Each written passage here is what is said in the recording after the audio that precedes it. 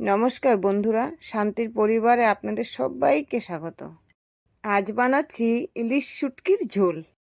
কড়াইতে দিয়ে দিচ্ছি জল, সামান্য পরিমাণ নুন। এবার কেটে রাখা আলুগুলো দিয়ে দিচ্ছি, সাথে দিচ্ছি কচু। কিছুটা হলুদ দিয়ে সিদ্ধ করে নামিয়ে নেব। এবার গরম কড়াইতে সর্ষের তেল দিয়ে দিলাম।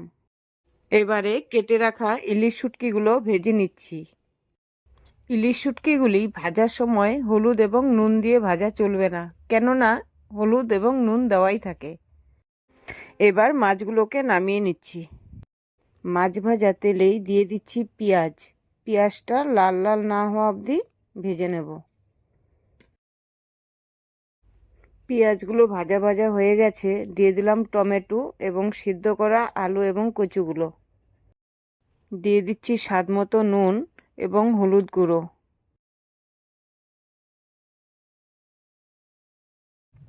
এবার নাড়াচাড়া করে ঢেকে দিচ্ছি।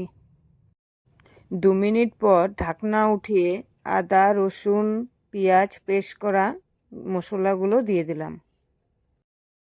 সাথে লঙ্কা বাটাও দিয়েছি এবং সবগুলোকে এখন একসাথে মিশিয়ে নিচ্ছি। দিয়ে দিলাম কাশ্মীরি লঙ্কার গুঁড়ো। এবার সবগুলোকে একসাথে ভেজে নেব তেল ছাড়া অবধি। এবার ভাজা হয়ে গেছে, দিয়ে দিচ্ছি গরম জল। ঝোলটা ফুটে আসলেই মাছগুলো দিয়ে দিব। মাছ দেওয়ার পরে নামিয়ে দেব।